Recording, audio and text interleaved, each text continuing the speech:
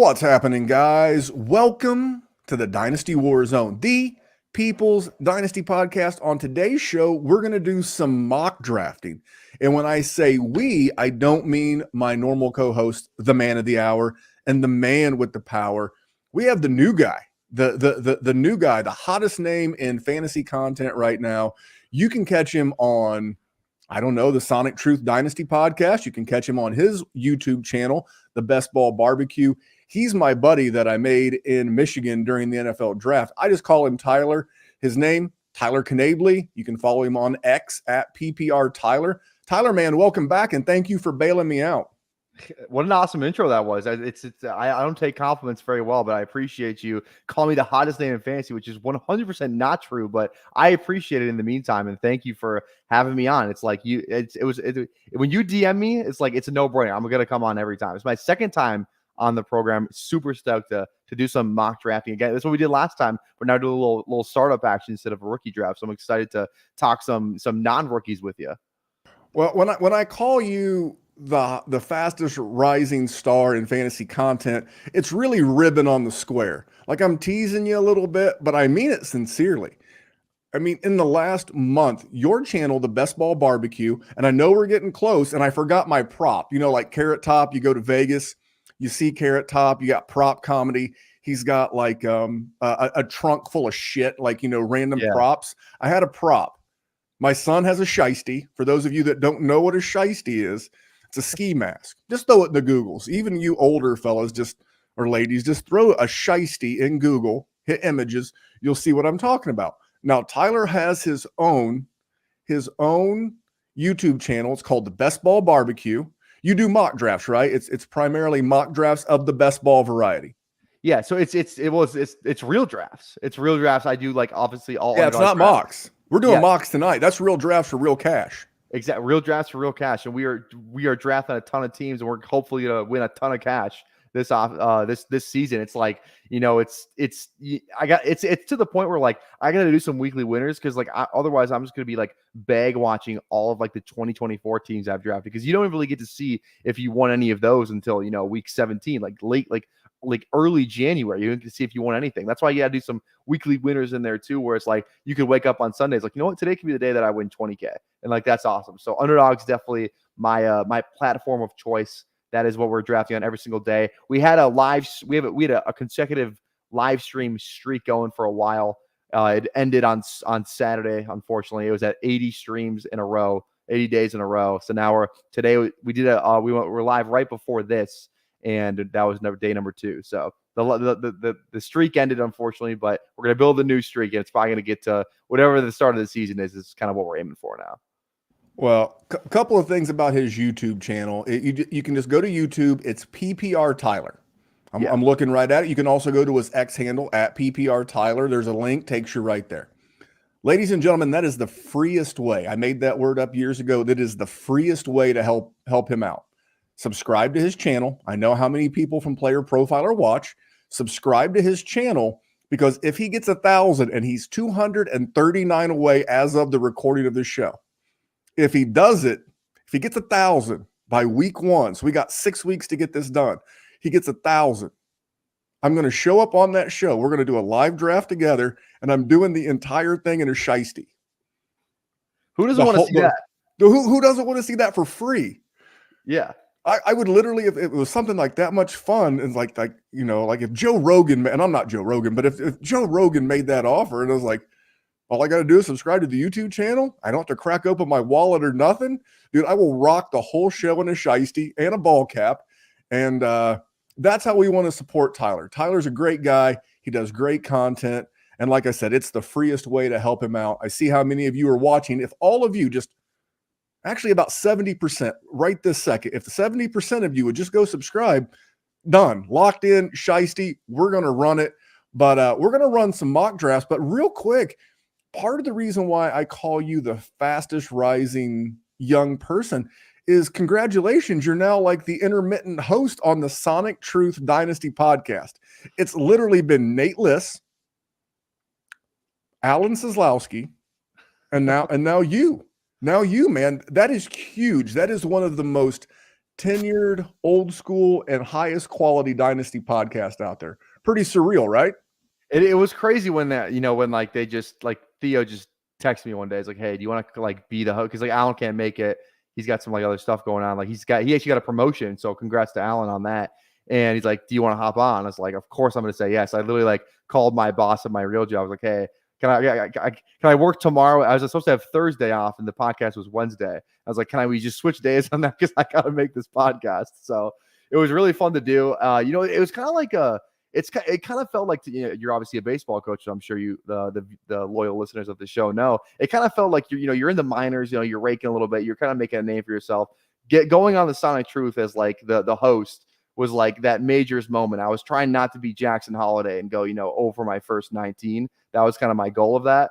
And it was funny because we're in the pre-show, right? We're talking, and Matt just goes, Podfather, he's like, by the way, like you have to open the show because Alan is the one that normally does it. Since you're filling in for Alan, you have to open the show. I was like, oh God. I was like, and I produced this show for a year. I've watched every episode for a straight year. So I was like, I feel like I know kind of what to do. And like, I feel like it went pretty good. It was like, we were still trying to find like our chemistry there, in the beginning, but as the show went along, I thought I picked it up a little bit. So overall performance, I give myself, if we're doing like a letter grade type of D, I give myself like a B.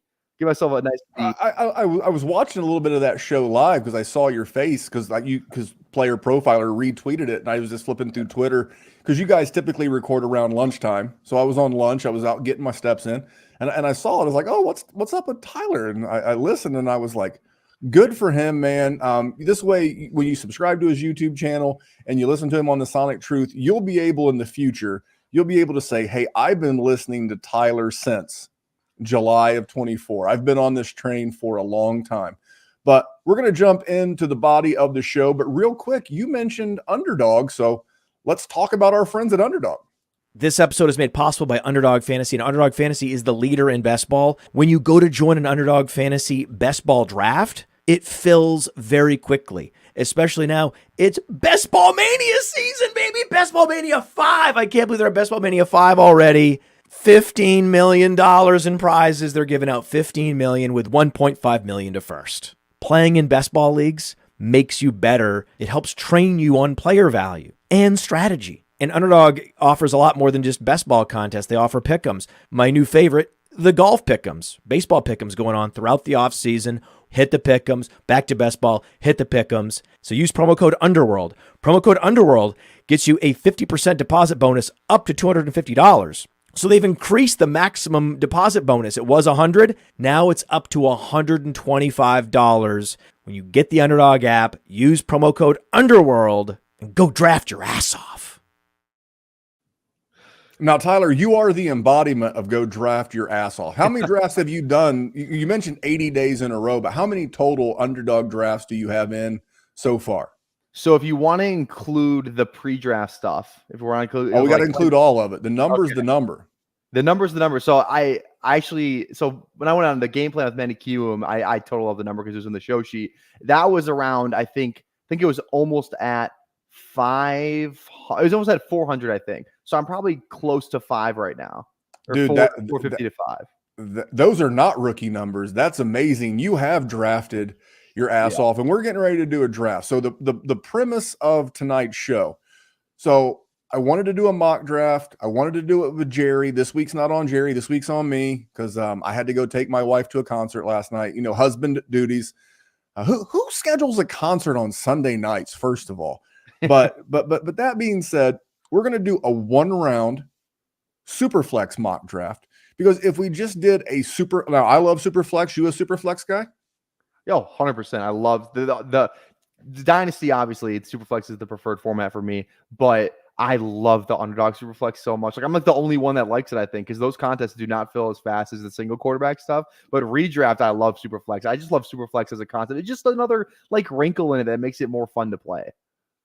But in Dynasty, if we did a startup mock, the first round might as well be Memphis and Tyler's combined quarterback rankings, because that essentially what it becomes. And a lot of our listeners still play 1 QB leagues. I still have, I keep one. I keep one QB league.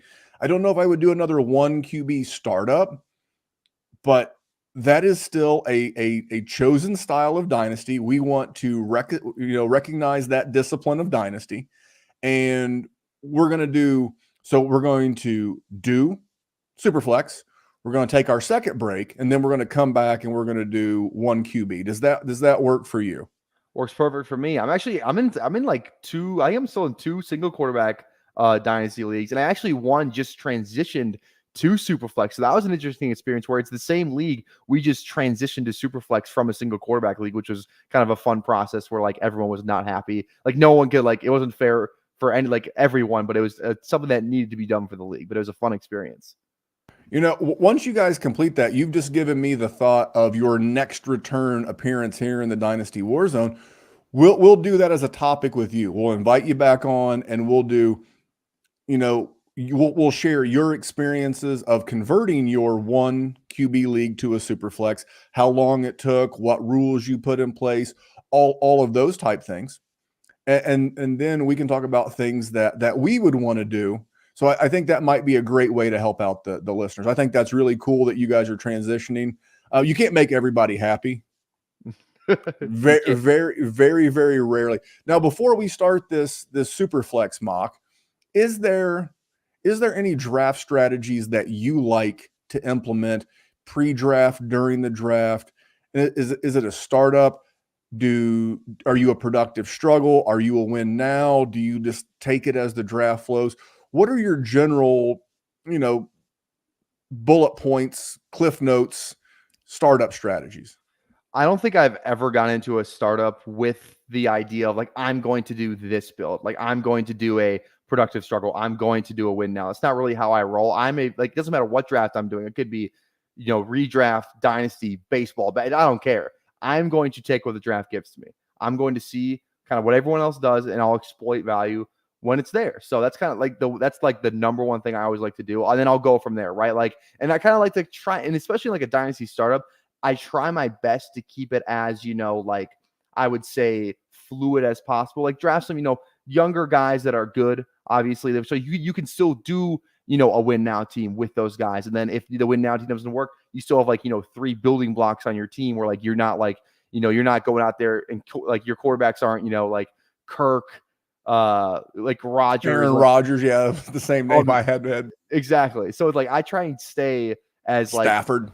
Yeah, I try and stay as flexible as possible, I would say, especially in a Superflex league, stay as flexible as possible at that quarterback position. And then just get your conviction guys. Like, that's one thing I love doing. Like, get the guys that you think are going to be good. If you have to, trade maybe a later startup pick to get them, or you maybe have to trade a future rookie pick to get that guy. Like, get your conviction guys. Like, Dynasty's supposed to be fun. Like, I don't really, like, I get the guys that I like. So you look at, like, my Dynasty rosters, like my rookie drafts too. Like I'm a huge Xavier Legette guy. I have him in a lot of my rookie drafts, right? I'm a huge like JSN guy this year. I'm gonna get JSN in every startup that I can. So like just get your guys, man. That's like one of the most fun things about Dynasty. Get your guys and stay fluid. Are like the 2 tips that I would do. So I'm gonna tack on to that, and Jerry will tell you, Jerry is in a ton of leagues with me. I'm a walk it like you talk it guy.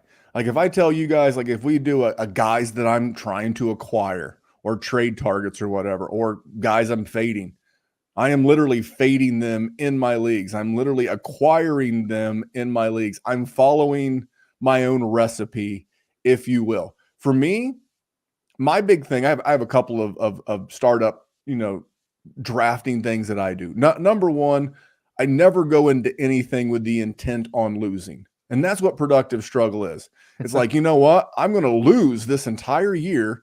I'm going to take 50, 100, whatever your buy-in is, and I'm going to set that on fire. And I'm literally going to, create a hole to dig out of financially with this league. I've never done that. Now, I tend to draft more toward the future in the first 3 or 4 rounds, kind of like what you said. I want to get those building blocks, because you can always strategically add a Joe Mixon, a Terry McLaurin, a Hunter Henry. You can add those type of guys later in your build that'll help you win now. It's like maybe you take a couple of young up-and-coming tight ends. It's tight end premium. A lot of us play tight end premium. Well, then that's fine. But I'm going to go out and I'm going to get a guy like Hunter Henry this year. I'm going to get him around early. because I think Hunter Henry's going to ball out this year. And I'm going to, when you say productive struggle, you're saying win in the future.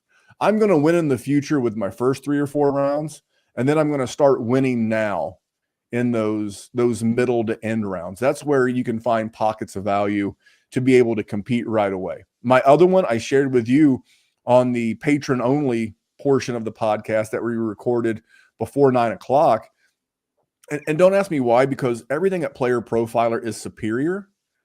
But I still, to this day, when I do a startup, this is very old school. I go to the internet, I go to ESPN, I find Mike Clay's Dynasty 240. Why? Because when you print it, it's formatted perfectly if you print it in landscape, because it gives you these huge margins. You can take notes, you can cross guys out, you can make tiers, you can write down your next 3 or 4 picks. I absolutely love it. And then I fold it in half long ways, and I'll literally carry that in my pocket throughout my day job or at home. It'll be like laying on top of a table at the house. And like, you'll get that notification that you're on the clock, and I will instantly go to my papers and I start sifting through all of my papers. That is one of my absolute favorite things to do as it relates to startups. I like that feel of paper. We were talking about, some shady, some sneaky dynasty practices we used to do, but are you a paper guy? You take digital notes?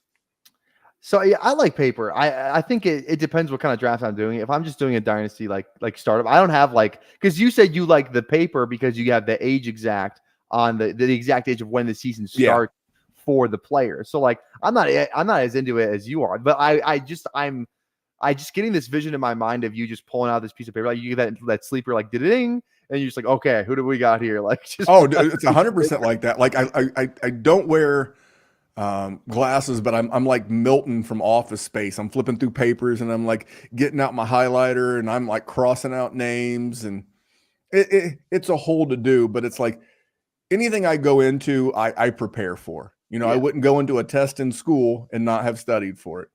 I don't go into a presentation at work and not prepare for it. There's a handful of people, I think the Podfather's probably one of them, who can go into something and wing it and do it at like a real high level. But most of us have got to put in the legwork behind the scenes. But enough about strategy. Let's get into our Superflex mock. So I'll tell you what, I'm going to give you the 101 in the Superflex, and I will take the 101 in the 1 QB league. Is that fair? That way you don't have all the pressure on you. That's fair. That's fair. Okay. So you are on the clock for the Superflex. So who's your 101? Who are you taking? We'll call it a $75 league. I think that's fair. 50 to 100 is usually a solid number for a dynasty startup. And what is your 101? So when you told me we were doing this, I told myself, I was like, I am not going to just, go chalk for the whole draft just so the chat likes me, so I don't say anything controversial. I'm going to take who I legitimately would take. I'm not going to just do this chalk thing, look at rankings and just go down the board. That being said, I'm taking Josh Allen 101 because I just think he is that he is that guy. I love Josh Allen. I think he's the perfect just quarterback you want to have on your Superflex team. I don't see how you could really go anybody else. You look at the rankings, Hurts is up there, but I don't know, Hurts isn't he didn't have the best year last year. Obviously, if the tush push ever gets banned, he's done. Maybe it does happen eventually. I don't know. Is it just something that is around forever? Who knows? He could definitely be banned. QB sneak, he'd still be unstoppable, though I think it'd be fine. But you got Mahomes, obviously, he's the most safe option, I would say. But Josh Allen, this will probably be maybe the worst supporting cast Josh Allen's had in his career. So you can't really ever buy low on Josh Allen. I don't think the Bills this year are going to be good as a team, but the rushing is there, the stature is there. He plays all the games, he doesn't get hurt. I don't see how you can go anybody else but Josh Allen. He's young, he's that age. I like his personality, I like the way he plays the game. I like him just as he's just been a smash pick for the last 3 years in a row. He's not disappointing you in any facet of the game. It's Josh Allen the 101. It's not close for me. This is top of my head, but I know he's been top 5 in total quarterback points 5 years in a row. And 3 of those years, he was the QB1 overall. Yeah. He's built like the Terminator. Not that other guys have it. Big Ben was a big dude. Andrew Luck was a really big dude. Cam Newton was a big dude. And I don't want to jinx my guy because Josh Allen is one of my absolute favorite players in the entire league. But he is a big man. He plays all the games. He's going to get you points. I love him. It's a great pick. Would have been my pick had you went a little sideways. For me, I'm going to steer into consistency. I could get why people would go Jalen Hurts here, but I really, before in a dynasty startup, I'm pulling out $100 bill or I'm Venmoing someone $100 to be in a league with them. I want to know that I have a chance to win that every year. And I've seen Jalen Hurts do really well, and I've seen Jalen Hurts struggle at times. And I don't want to coach worship and say it was all the offensive coordinator. I'm drawing a blank. He coaches the Colts, for the love of God. Shane Steichen. I'm not saying it was all Shane Steichen, but he had his best year under Shane Steichen. And we'll see what Kellen Moore does with this offense. But I'll just take the consistency of Andy Reid, Patrick Mahomes. They continue to add weapons. They added Xavier Worthy. The Podfather said he doesn't think Rashee Rice is in much jeopardy of getting suspended. They brought in Hollywood Brown. Travis Kelce's still a dog. Do I understand that I could get like a QB9 season, which I think's what he was last year, QB 8-9 for the entire year? That's fine. But I also know that he's never going to be QB 18 unless he gets hurt. So super solid, super safe. I can build my dynasty around him for 5 to 7 years and know that I have a QB1 the entire time. So it's a little chalk-ish, but I'm going Patrick Mahomes. I was hoping Mahomes would fall to me at 3, so that's a great pick. And now I'm looking at Hurts, and like common sense, like I'm just gonna take him here because there's one thing that I'm excited about with Kellen Moore is the fact that you look at the passing attempts in Kellen Moore offenses going back to Dallas for those 2 years with the Chargers last year. He throws the ball a ton. They throw the ball a lot. The thing that scares me a little bit now is like Kellen Moore with Dallas, like they had a good offense, right? When he was there with Dallas, the expectation was like, oh, like remember this time last year was like, I don't mean to make this into a Kellen Moore thing, but just real quick, like they were like, okay, Mike McCarthy, why would you fire? Or like they fired Kellen Moore, and he went to charge like, okay, it's Justin Herbert season, like Kellen Moore's a great OC. Cowboys led the league in offense last year, and the Chargers, granted, Herbert got hurt, but it's like that whole thing. So it still feels like an upgrade from Brian Johnson as the OC. There were some reports that Sirianni was running his own offense. There might be, I think Sirianni's on the hot seat. I don't think people. Oh, I agree with that 100%. It's fine when you're winning, but when you're losing, like that attitude that he has, like that personality, it's not going to be well received if you're losing all those games, and it wasn't last year. So to go with Hurts though, you just look at like the security, like maybe the way he plays the game isn't as secure. Like maybe he's a runner, like maybe he's not the best passer, but he is locked in. Like he's signed a contract, for the next foreseeable future. He's got Devonta Smith locked in. He's got AJ Brown locked in. He's got probably a couple of years with Saquon. This O-line is still elite. So like you just look at the situation around him, he's still going to be one of the top guys. Still going to give you consistency. Like you can maybe float around with Lamar and Stroud, but Hurts' weapons are just better than Lamar's. Stroud's not going to give you the rushing, so I'm still going to go with Hurts as my second pick, the third overall pick in this draft. And that's the one. Two things. That's part of the reason the Kellen Moore offense is why I'm fading Saquon Barkley.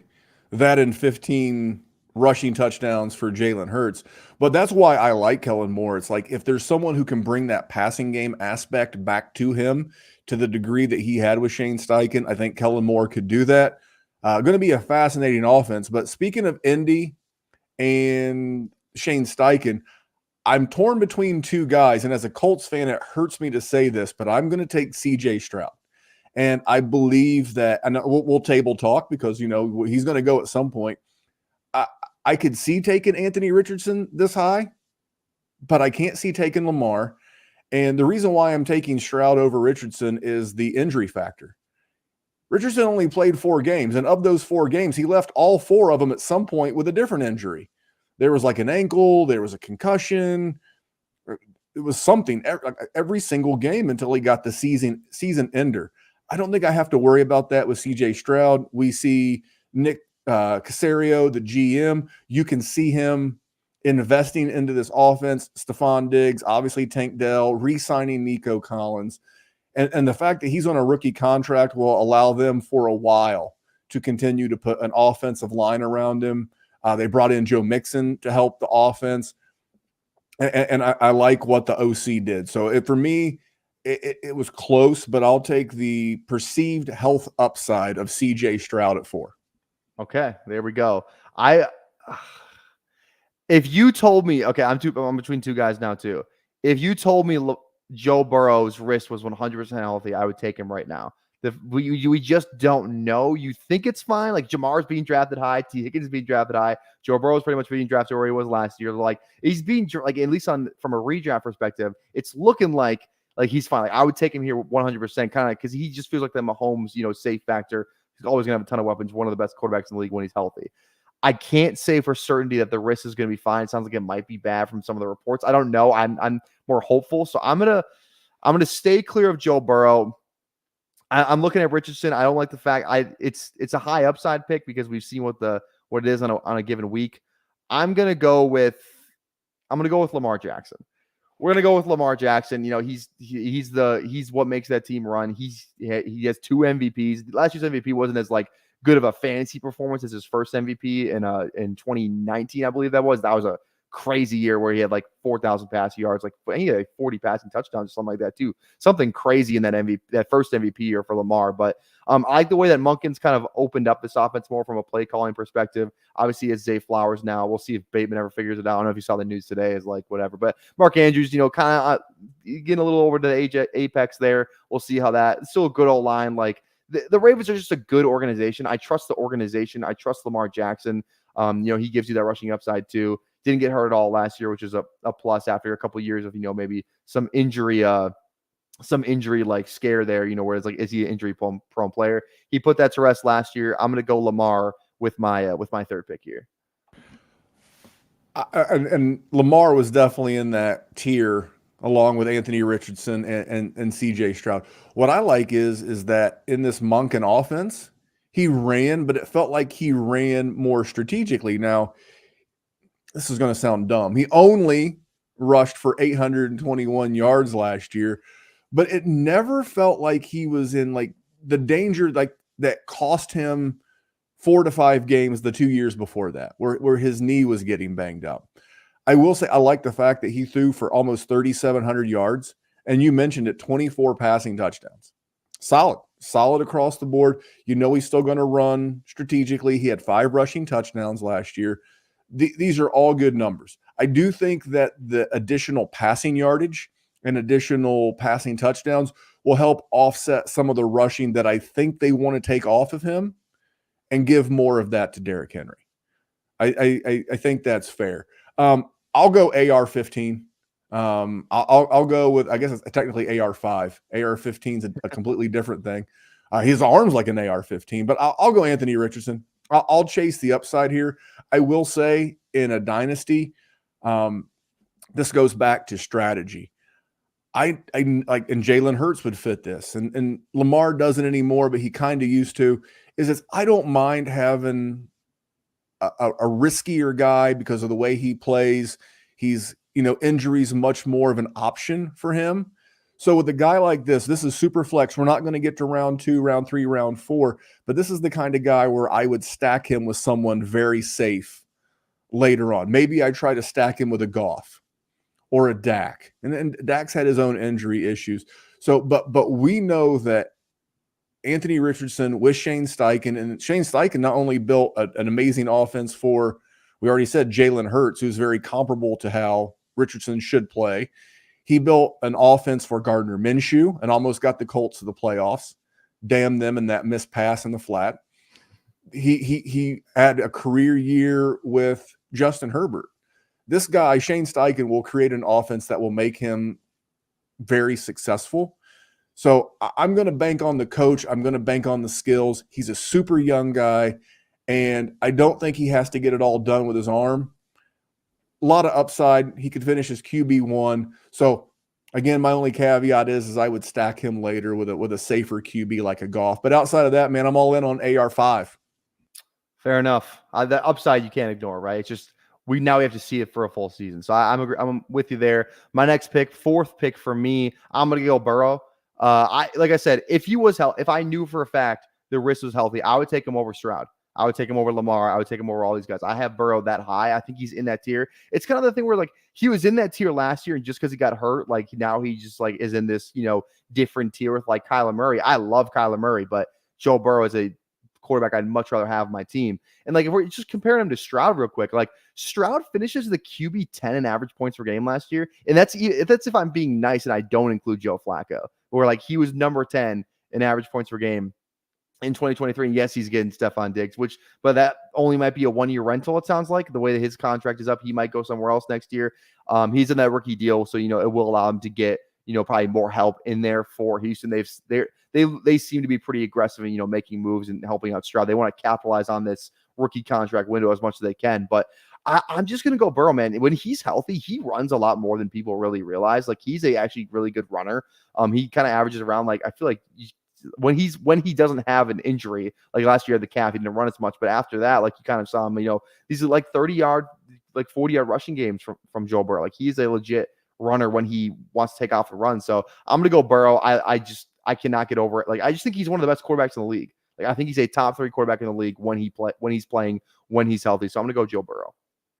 I agree, and this is the stage, and my guy will tie into this concept as well. This is the point to where if I'm taking a quarterback, I think this is a good spot for your guy Joe Burrow, and I'll get to my guy in a second, because they don't have they rush a little bit, but they're never going to be the Lamars, the Allens, the Hurts. They're never going to be in that range. But you took him at the 107. I'm going to take Justin Herbert. I know a lot of people are super concerned about this Jim Harbaugh offense. Go look at Jim. You got to go back to college. Go look at Jim Harbaugh when he had Andrew Luck. And if he were going to run the ball, wouldn't he have drafted Blake Corum? Or at least somebody not named Gus Edwards and J.K. Dobbins? I think Harbaugh is one of those coaches that, like, you ever watch the show Chopped? No, you've never seen Chopped? I don't think so. Man, you're missing out. So they take these they take these big high level chefs and they give them like a random basket. It's like, here's some peanut butter, a rutabaga, some sprinkles for ice cream, and like one other thing, and you got to create a dessert. And these guys and ladies just take these random hodgepodge of goods and just come up with these beautiful, I'm assuming, well-tasting products. I think that's what Jim Harbaugh is going to do with Justin Herbert. Now, is he going to go back to 2022 where he threw for 4,700 yards? No, but maybe he can go back to his rookie year where he threw for 4,400, 31 passing touchdowns, and he runs a little bit more than people might realize too. Not as much last year. He got hurt, but he rushes for about 20 yards a game. And he had 3 rushing TDs, and he had in 2021, he had 3, and in his rookie year, he had 5. So he can chip in with some rushing touchdowns. I just think people have jumped the shark on the whole Jim Harbaugh narrative, and he's only 26. So I think the kid's a stud. Someone said that Chicago should have offered the 101 overall to the Chargers for Justin Herbert, and every GM in the league was like, you would get laughed out of the building. Justin Herbert is the truth, so he's going to be my pick at 108. I like buying the dip on Justin Herbert. I think people they think they're going to run like Power T in Los Angeles. Like that's what people think it's going to happen. Yeah, 3 yards in a cloud of dust. Yeah, that's what they think. That's not going to happen. This is still 2024, modern NFL. We're going to see some modern play calling, even though Greg Roman is there. Okay, my next pick, I would have taken this next guy over Justin Herbert. I would have taken him over Caleb Williams. It's Kyler Murray. Kyler Murray is one of my favorite players in Dynasty right now. I think I have him on I have him like 4 or 5 teams. Like I am all in on Kyler Murray. You just look at, like, again, it's kind of the injury thing where he just hasn't really been in the news that much recently. Even look what he did last year with an awful Cardinals team kind of down the stretch there where they actually knocked off the Eagles, and that was crazy when kind of like Kyler's back moment. But Kyler Murray has been a top 12 quarterback in average points per game in every year he's played in the league. Number 11, number 3, number 4, number 7, and I think number 12, 18.9 points per game last year, which was in 2022 number 7. So he puts up fantasy points. He gives you those rushing yards. He doesn't really give you as many like rushing touchdowns per se.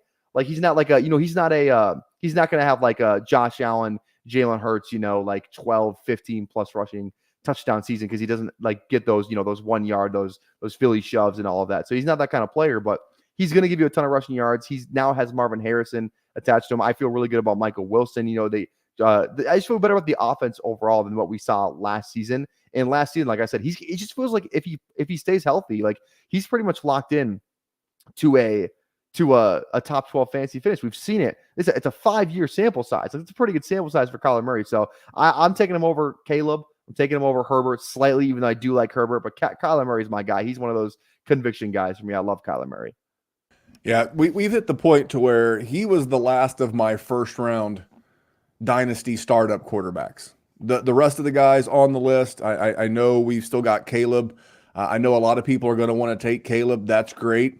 I think you have to look at, Chicago and Caleb. We'll talk about, maybe we get to him, maybe you take him, but I think you get to the point to where without the rushing floor, can I justify taking him here? Which I could wait around and maybe take a Trevor Lawrence. I could get Trevor, because like if you're drafting at the 110, which I am, I can turn around in 3 picks and take my quarterback there. So now I'm going to go with my personal, and here's like a spoil. I don't have the fancy spoiler alert sound effect like you guys do on the Sonic Truth, but I'm going to take my number one non-QB, and I'm going to go CeeDee Lamb here. He's going to be the first non-quarterback in this Superflex startup, because if I can get CeeDee Lamb, and like I said, wait 2 to 3 picks and get Trevor Lawrence, if I can walk away with Trevor Lawrence and CeeDee Lamb, I'm thrilled. Now, does Trevor Lawrence have the sizzle of some of these other guys? Absolutely not. But is he a safe quarterback that just signed a big fat extension that I can have as an anchor QB, and then maybe later take a riskier QB with some upside? That would probably be my play. But I'm going to go CeeDee Lamb here, first non-QB off the board. There we go. Now I'm left with a decision. Do I take Caleb? Do I follow in the non-QB footsteps? Because personally, I think I would go JJ over CeeDee Lamb, me personally. But it's between JJ and Caleb. For me, and I don't want to sway your decision. For me, it's like I like JJ McCarthy, and long-term listeners of the Dynasty WarZone know he was the one who stopped me from being fans of players as Sam Darnold. No one's still in the year of our Lord 2024 still rooting for Sam Darnold like I am. I just don't know that that's going to be the long-term success for Justin Jefferson. So, and then obviously I know the Dak situation is what it is, but I'll just lean into CD. So I didn't mean to sway you. Oh, no, you're good. You're not going to sway me, because I'm going to take Justin Jefferson here right now, because I don't care who the quarterback is. I care who the play caller is. And I know PodFather he was like one of the things he doesn't like is this coach, analytic talk. But you just look at like the difference since KOC, Kevin O'Connell, got to Minnesota. He's the play caller. He comes from that Ram system. Why everyone was so excited. Like that was the year Justin Jefferson almost broke all those records, where he comes from that, like that we're going to target the shit out of one guy. Like Cooper Kupp had just done the year before. KOC goes to Minnesota, does the same exact thing with Justin Jefferson. And you look at his game log, like, yeah, the Kirk stuff is there, and it's awesome with Kirk, right? Kirk's gone now. We know that. You look at the last couple of games when Kirk was out, and it was Nick Mullins versus Cincinnati. 10 targets, 7 catches, 84 yards, 128 air yards.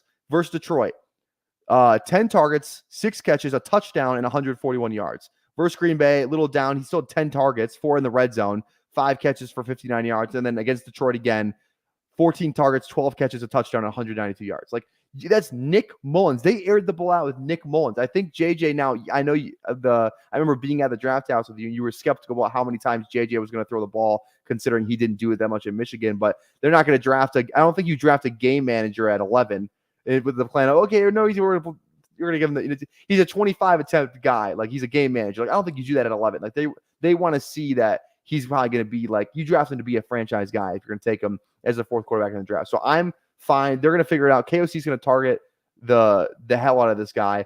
And again, if you're looking for more like a short-term thing, TJ is probably going to be out to start the year. We'll see what Jordan Addison is. Like, JJ's the guy there. They just paid him all that money. That I still think that JJ deserves to be like in that tier. I think he's the number 1 guy, just because the quarterback play is a question mark. I'm still taking JJ over as my number one non-quarterback in a Superflex draft. That is more than fair. I'm going to go back to quarterback. This is where I'm going to take Caleb because I got the 112. I'm going to get the 201. So it's tomato. I could have also went Jamar Chase. And that's probably what my two picks would be. Well, you know what? Just because we love the listening audience, we'll give you a little bonus, a little something extra. We'll give you a 201. We were going to do 12 picks. We're going to do 13 picks.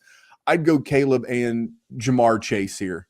You know, I'd have my wide receiver one. I'd have my QB one. I know I've got to wait, 23 picks before I get back on the clock. That's okay. I will sleep at night leaving my draft knowing that I got two guys that I can build around. I do think that you'll see records broken, passing records broken, passing touchdown records broken in Chicago with Caleb Williams.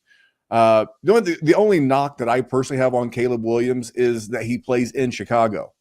And when the fantasy playoffs are going on, is he playing in a snowstorm? I know we can say that about Josh Allen, but Josh Allen gives me a much different rushing component. The same with the Jalen Hurts. So that's my slight nit to pick on Caleb Williams. And I'm going to throw you the bonus of Jamar Chase. Those would be my two picks. Anything to add before I recap our round one? I would say the only thing with Caleb, I think Caleb does give you some, like, I don't even want to say sneaky rushing upside because he was like a really good runner. Like if you look at his first ever play in college football, he gets tossed into that Oklahoma when he's at Oklahoma, gets tossed into that game against Texas. They're down at halftime. They pull Rattler because he was awful. And like the first big play he has is like a 75-yard rushing touchdown or something like 45-yard. Like, and he's got some like stiff arm highlights. Like he's actually a good runner. Like I think he's like kind of in that, like not like just below that Kyler Murray type of thing. Like he's a legit runner. So that's one thing that people don't really like realize about him because he has the cannon for the arm. Like he's kind of like, I would say he's a slightly better runner than Mahomes because Mahomes, gives you that kind of same rushing upside where it's like sometimes like he turns it on in the playoffs more than he does in the regular season. But I think Caleb is like a slightly better rusher than Mahomes. So, Mahomes does run a little bit. So I like Caleb in that aspect too. Nope. And I agree. I think he runs better than the Herberts and the Burrows of the world who have a little rushing upside, but he's like in like a running quarterback tier all his own.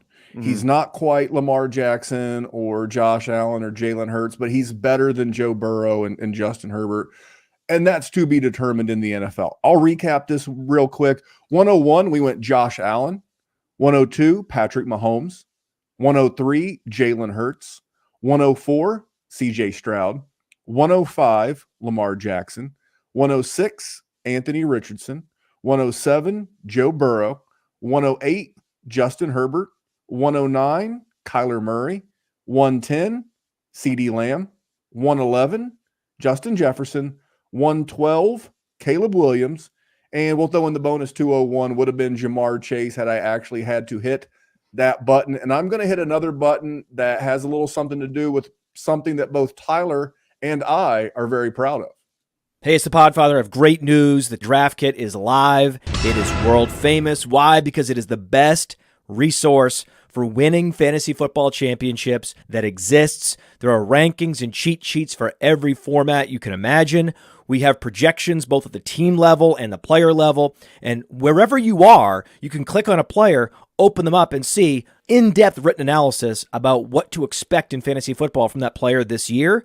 And then you can click on the team, and you can get even more in-depth analysis, all the drivers of fantasy production, both in a positive and negative direction for that team, including a signature trend. And the graphics are incredible. So these team insights, they give you the team-level projections, the vacated targets, the vacated areas. And we added a bunch of features. I mean, individual cheat sheets for Theo and Billy and Dario. So you could take your favorite analyst and download their personal draft cheat sheet. And then in the commissioners section, Memphis Young lays out everything you need to know to manage a league. The best minds in the industry contributing analysis. It's certainly not the most inexpensive draft kit on the market, but it is the best. PlayerProfiler.com/draft kit. PlayerProfiler.com/draft kit. Go get it. There you go. The draft kit. Like I said, I've done the commissioner piece now 2 years in a row. And then we all do a video. Some guys do a lot of videos. I only did one video. My guy for redraft, the guy that I did on the kit was Jahmyr Gibbs. Who did you do? Did you do multiple guys in the kit? I did one video. I did T. Higgins. Okay. So you did one video and then maybe a few other write-ups. I probably did like 20 write-ups. I wrote up a ton of people. Hey, I love to hear it. Well, hey, I'm going to cut a little bit of picking off of this one round, not one QB league. What I'm going to do is, like I've already said, I have the 101. It would be CeeDee Lamb. We know you think Justin Jefferson is the best player, so that will be the 102.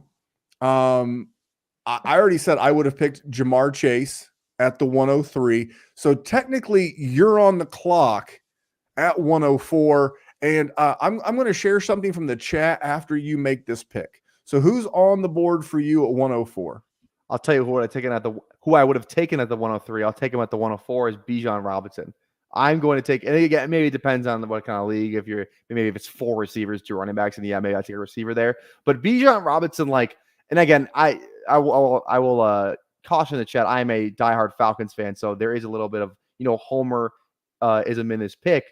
I just think Bijan is like we saw the flashes last year. We just didn't see it all get put together. I think that wrong gets righted this year, where it's the new OC, it's a new coaching staff. Like this, Raheem Morris is not gonna stand idly by and let Bijan get maybe like 14 touches a game. Like this guy's gonna get upper teens, maybe low 20s per game is what I expect from him. Like everyone said, it's gonna be a CMC like role. Bijan has said it. Raheem Morris has said it. Zach Robinson, the new offensive coordinator, has said it. I could not be more in on this guy. And he just feels like one of those special players. Like at this point, we didn't see it as much last year, but what's to say he's not, one of these Adrian Petersons, one of these LaDainian Tomlinsons, one of these maybe a more athletic Le'Veon Bell whose career lasted a little longer than Le'Veon had a great stretch there.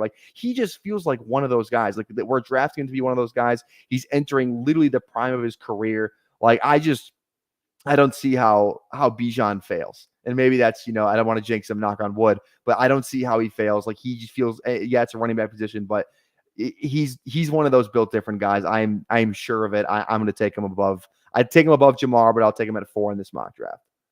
All right. Well, I like Bijan. I would have taken my guy who I'm getting at 105 over him. I would have been fine with Bijan at 105. I want to thank Johnny Detroit from the chat telling us that we're all sleeping on Amon-Ra St. Brown, tisk. You're probably right, Johnny. He is definitely in that tier with CeeDee Lamb, Justin Jefferson, and Jamar Chase. And, that guy plays in a dome like Justin Jefferson. His quarterback's locked up. He's only competing for targets with a guy in the second-year tight end, Laporta. They continue to add some fringe guys, Jamison Williams, blah, blah, blah. But at the end of the day, his 160, 180 targets a year are locked in with good quarterback play. I will take Amon-Ra St. Brown. I would not judge you or think less of you if you took him ahead of Jamar Chase. Because I agree. I think Tyler and I will agree to disagree. I think we see CD and JJ as 1, 2, and they're pretty close. And then I think there's a slight gap. There's a gap. It's a slight gap, but it's a gap. And then Amon-Ra and Jamar Chase. So I'm going to go Amon-Ra St. Brown here with the 105. The only thing with Amon-Ra with me is they could totally add another guy in the draft, like a first-round receiver or a second-round receiver, a guy that's going to an actual target competition that's not Jamison Williams. You know what I mean? Where it's it could be maybe they go and they draft they just shock everyone. They go Luther Burden next year in the first round of the draft. I think there's a lot more room where this may have been the ceiling for Amon-Ra. He's a very safe pick no matter what, but I think this could have been the ceiling.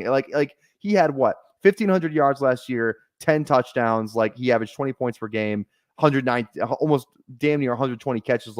This feels ceiling-ish. Maybe he does get a little higher up there. I know he was playing with a broken ribs. What was it again? It was something like that. I don't. That's another thing that the little bonus you get with Amon-Ra, and he's tougher than a $2 steak.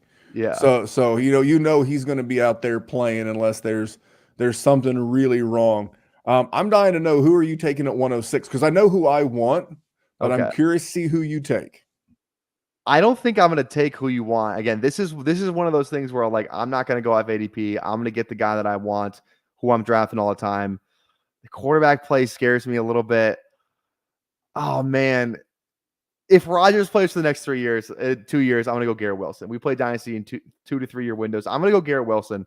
I do. I just think he is, as long as Aaron Rodgers stays healthy and he is there. Again, that's a big if, because he might retire or he might get hurt because he's 40. He's gonna be 41 going into the season, and he'll be 41 during the season in December. I think he turns 41. But Garrett Wilson is like one of these. I think if he has the numbers, like he's one of the best receivers in the league. He just doesn't have the numbers yet because he's had atrocious quarterback play his entirety of his career. It's actually funny, but his best like stretch was when Joe Flacco started, like I think the first 3 games, and Zach Wilson was hurt like a couple of years ago. But I just get him a gunslinger, get him a quarterback. Like they gotta figure this out. Garrett Wilson is one of the best receivers in the league in terms of pure talent. There's nothing this guy can't do. He's a true alpha.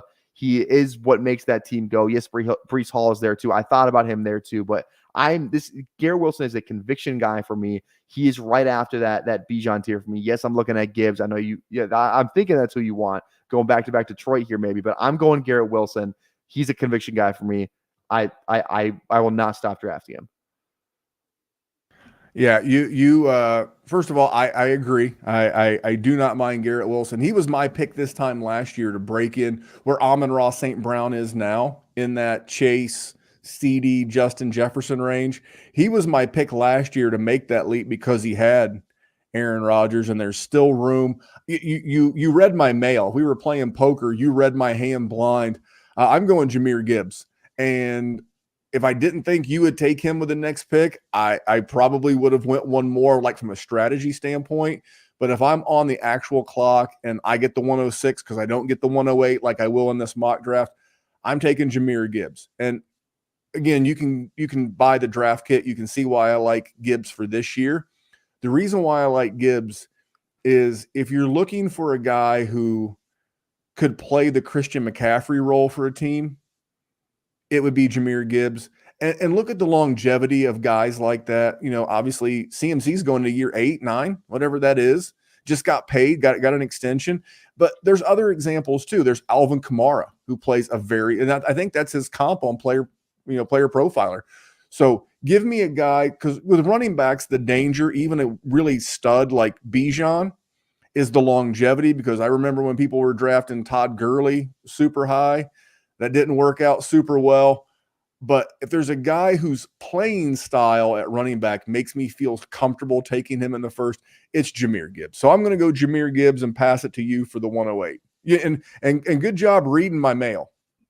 You should have gone with your instincts on that first one, Memphis. I'm going Breece Hall, who I would have taken over Jahmyr Gibbs this last pick. So you should have kind of gone all in there, so to speak, if we're saying with the poker terms. But you look what Breece Hall did. Like this shit, like last year, Breece Hall should make you feel really good about drafting Breece Hall. The Jets were one of the worst teams in the league, and he finished he was the running back 6 in average points per game. He had 9 total touchdowns. He had 76 catches for 591 yards. He didn't even crack 1,000 rushing yards, but it didn't matter because, like, I think there was a New England game in there. Let me pull up his game line real quick. I have it right here. The New England game, he caught, or what was it? Let me find it right here real quick. Receptions. And it was the Washington game. He had 12 catches, 16 targets, 12 catches for 191 yards and 2 touchdowns. Like, he's a 3-down workhorse in every sense of the role. I don't know what the Jets are doing by, like, drafting and, like, just keeping, like 5 dudes, like 5 running backs we know. Like they drafted Abanikanda, they drafted Braylon Allen, they drafted Isaiah Davis, like just a ton of guys, but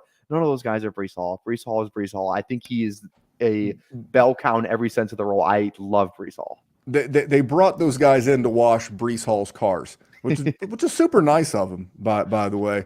The reason why I like Breece Hall is he's now another year removed from the ACL. So all of the things that you mentioned he did last year, the 994 yards rushing, the 591 yards receiving on 76 receptions, he did that less than a year and eventually got to the point to where he anniversaried it in just over a year on that ACL. And what do they always say? It's the second year after the injury. That's going to be this year. That is going to be this year. And him, Jahmyr Gibbs are the two guys. I said Gibbs. I'm sticking with my prediction, but those are the two guys that if a running back could unseat Christian McCaffrey in points for 2024, Breece Hall would be one of the two guys. It's like, hey, Memphis, for $1 million, you got to pick two running backs that could potentially score more PPR points than Christian McCaffrey. It'd be Jahmyr Gibbs. It would be Breece Hall. Love that pick. For me, I'm going to go Marvin Harrison Jr. I almost went him and this is a gamble, but we're late enough in the draft, and we're running out of young stud build around me wide receivers. You took Garrett Wilson. I think Marvin Harrison breaks a big tier for me. He's not done it. I like the reason why he didn't do the combine. He said, I'm not, preparing to do these feats of athleticism. I'm preparing to play football in 2024. I love that answer. He's got a good supporting cast. He's got a good quarterback. He's a big target. I will take Marvin Harrison Jr. at the 109. Real quick, Thad just said it in the chat. What you said, two guys that dethroned CMC. You're not putting Bijan in there? I don't think that he'll get the passing volume. He'll get passing volume. Okay. If I had to say Bijan from like a rushing standpoint, yes. From a rushing touchdown standpoint, yes. But I said PPR, and I don't see him getting in that 75 to 85 catch range. Could he get to 55? Sure. 60? Maybe. I don't think that's going to be the offense necessarily in Atlanta. I think they're going to push the ball down the field to Drake London. I think you'll see more involvement, obviously, of Bijan Robinson, sprinkling to Darnell Mooney. For me, it's just my perception. I could be way wrong. This is a new offense with a new quarterback, maybe two new quarterbacks. So I don't know what that looks like. So I do know what it looks like for Gibbs and Hall. So that's why. Nothing against the talent. If we were just doing a talent contest, sure, it's Bijan, but that's not what we do. Fair enough. PPR. I just think the touchdowns are going to be there. So that's why I think Bijan is any format. I don't even care. It's Bijan Robinson. Talent. You're right. Okay. You went Marvin Harrison.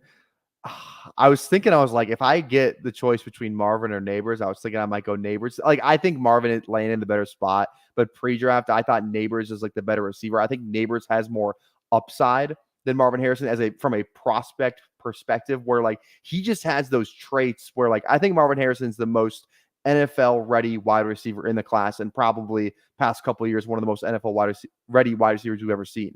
With Neighbors, well, I'll just take here since I'm talking about. We're gonna go Malik Neighbors, because Neighbors just has those traits. He has that quick twitch stuff that Marvin Harrison just doesn't have to the level that Neighbors had. Neighbors is he's like a more physical, like Tyreek Hill. He's not as fast as Tyreek, but he is unbelievable, man. He's like Jamar Chase. Like I would say kind of like a Jamar Chase type, where like he is just one of he's an alpha in every sense of the word. He's gonna want the ball. We saw that the combine stuff come out with the Hard Knocks with the Giants, where he's like, yeah, I'm gonna get mad if I don't get the ball. And Brian Dable's a guy like that. Well, I'm sure I don't know if Dable would actually. It's fun in games when it's the combine. It's not fun in games when it's week 9 and Neighbors has 0 targets at halftime and he's throwing a tantrum on the side. We'll see what that looks like. I'm sure we'll see it eventually in his career. But I just think Neighbors has that upside, those traits that Harrison doesn't have. Now Harrison's in a better situation. He's connected to Kyler Murray. He's NFL ready. He's a safe option. Giants situation kind of unstable. Dable's definitely on the hot seat. Jones necessarily. I think Jones's highest receiver that he's ever like sustained in an offense. I think the highest receiver finish on a Daniel Jones team was like wide receiver. Ooh, don't quote me on it. I think it's like 30 something. Like it's never been even in like the top 36 or top 24, somewhere like that. You have to double check me on that stat, but it's kind of scary what the low could be for Neighbors. But I'll take the upside. I'll take who I think is a straight up better receiver than Harrison. I'll go Malik Neighbors. Oh, I agree. I'm chasing the touchdown volume. Now, I will tell you, if there's a rookie who walks in the league with 160 targets written all over him, it's Malik Neighbors. Now they're Daniel Jones targets, so take that with a grain of salt. That situation probably won't get rectified until this time next year. But yeah, if there's a guy walking in as a rookie with 160 targets written all over him. It's Malik Neighbors. And I'll just add on to what you said is that of the two, Malik Neighbors wins in the way that Justin Jefferson wins in the way that CeeDee Lamb wins in the way that Amon-Ra St. Brown wins. So if there's a guy who very quickly, by maybe not next year, but going into 2026, going into his third year, who could be battling for top 3 to 4 overall at the wide receiver position, if you told me it was Malik Neighbors instead of Marvin Harrison Jr., I don't know that I would disagree with you. My guy, this is a reach. All right. Do you guys have a reach sounder? I know you have a cliche alert. You guys have a spoiler alert. Do you guys have a reach alert on I don't think so. All right. Well, if you had one, now would be the time to use it. But I'm going to draft on faith here. And this is a guy that I didn't advocate for last year, but a guy that I think is going to break out in a big spot this year. That's Chris Olave. And I know people are concerned about Derek Carr. Derek Carr is a fine quarterback. He supported many a wide receiver throughout his career. What I really like is the new offense, Clint Kubiak. Why? Clint Kubiak is the son of Gary Kubiak. Gary Kubiak was one of the pillars of the Mike Shanahan offense. And what offense is dominating the NFL right now? The Shanahan offense. McVay runs a version. Zach Taylor runs a version. Kevin O'Connell runs a version. The new offensive coordinator in Atlanta runs a version. Guess what you're going to see? You're going to see Chris Olave starting to get Justin Jefferson level targets, Cooper Kupp level targets by way of Puka Nacua level targets. You're going to start seeing this guy really get mixed in. He's going to be schemed open. He's going to be in the slot. Whereas the Carmichael offense was very stagnant. They just lined him up. They didn't do a ton of motion. I love what you, and this is a reach. Like I said, total reach. But I know that I'm also drafting at the 111, so I can maybe go back and double dip and get a Jalen Waddle. But this is too early for me personally, from a risk aversion standpoint, to go McCaffrey, Devon Achane. So I'm going Olave. That's a leap of faith, reach, if you will, not to be confused with a reach around. I don't mind it at all. Because another thing you just mentioned, the Shanahan part of it, where like the Kubiak's not only from the son of Gary Kubiak. Clint Kubiak's not only the son of Gary Kubiak. He came from San Francisco last year. He was in San Francisco as their QB's coach. Their passing game actually, he was their passing game coordinator last year. So he's literally coming straight from San Francisco to New Orleans. So that's an awesome piece of it. I'm gonna go AJ Brown, my next guy. Just kind of the consensus pick, chalk pick, but he gets that contract, so we know. I mean, he's connected with Jalen Hurts, he's connected to Philly, so he's gonna have some. And that stretch he had last year, was it like he almost broke the record for like most consecutive? Was it 150 receiving yard games, something like that? Like he had a stretch last year where he just looked like so dominant. Then toward the year, like everything fell off for the Eagles. So I think they figure it out to where they don't get to that point. Hopefully ever in the Jalen Hurts, AJ Brown era again. I'm going to go AJ Brown. I think he's just one of the best receivers in football. So I'm going to go Brown. Back-to-back seasons with at least 1,456 yards. And now we're bringing in a pass-first offensive coordinator. I'm not saying you can go much higher above that, but there's a lot of insulation in A.J. Brown. I thought about A.J. Brown when I went Chris Olave. He's 27. I don't want to say like 27 is old because, A, it's not. It's getting there for NFL terms, but we're still seeing guys like Cooper Kupp, Tyreek Hill, Devontae Adams, guys that are still producing well into their early 30s. So to think that A.J. Brown, given the way that he plays the game and takes care of himself, no question he could be a 3 to 5 year piece. So let me recap this. We'll get you out of here, but we want to hear more about the barbecue, what you got going on with the Sonic Truth. But in the one QB league mock draft, we went CeeDee Lamb 101, Justin Jefferson 102, Jamar Chase 103, Bijan Robinson 104, Amon-Ra St. Brown 105. The 106 was Garrett Wilson. The 107 was Jahmyr Gibbs. The 108 was Breece Hall. The 109 was Marvin Harrison Jr. Malik Neighbors went 110. I reached on Chris Olave at the 111, and Tyler brought it home with A.J. Brown. That is a 1-round super flex and a 1-round non-super flex, 1 QB for those keeping score at home mock draft. Tyler, man, I want to thank you a ton. You got me out of the husband doghouse. We're at the end of the show, so we can tell that story now. So my wife, we go back to the early 2000s, and Limp Bizkit was a huge band around that time. They were everywhere, and that's one of her favorite bands. Well, they were coming to town, and first of all, who has a concert on Sunday night? Folks got to work in the morning. Kids have school. What are we doing, Limp Bizkit? But my wife yesterday morning around like 10, she's like, "You ready for tonight?" And I was like, "The podcast?" I hear you laughing as a single guy. You shouldn't be laughing, because married guys will know. Married guys will know that was a look that I did not want. So I quickly had to cancel the podcast with Jerry, and I immediately hit up Tyler. I was like, "Hey, dude, can you help a brother out?" You were like, "I'm in there like swimwear. I'll come through." I really appreciate you, man. Tell them real quick about the barbecue, and tell them real quick about Sonic Truth and all the stuff you're doing at Player Profiler. 100%. So yeah, Best Ball Barbecue at PPR Tyler on YouTube. We got a 24-hour live stream coming up. I don't have an exact date for that, but we will be doing a 24-hour live stream. Some like goals on there where like we hit a certain amount of likes. I said like I'll do I'll do a draft like while I just like eat 9 blazing wings. So like every other round I'll do a blazing wing kind of thing. Like if we hit a certain like goal or something like that, it's gonna be a big event. I'm gonna plan the mess out of it. So I'm really excited for that. So yeah, we stream every single day on YouTube at PPR Tyler. At Player Profiler, a couple different things. You can find one of my articles that just went live a couple days ago over on Player Profiler. I host Player Profiler today on Mondays, which I did today.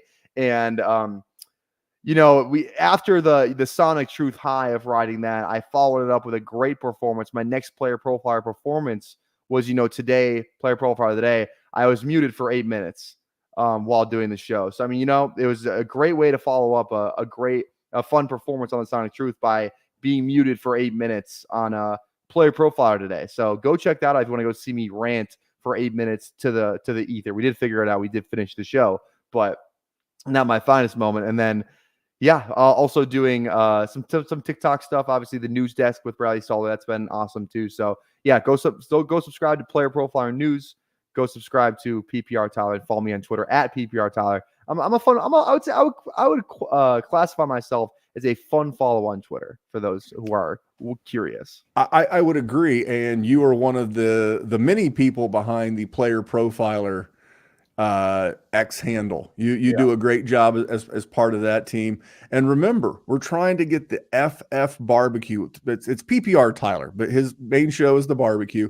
You definitely got to subscribe, because I'm going to go, because we got to get to 1,000 by the first week of September.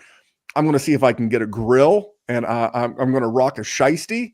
I'm gonna say the word Maine a lot, like I'm from Memphis, because my nickname's Memphis. Yeah. But we're gonna go Maine. Come on, Maine. Come on, Maine. Yeah, we're gonna have a big time on the best ball barbecue. I'll buy this time. Last time you bought the team. We're already locked up for $1 million, so we're gonna split that up.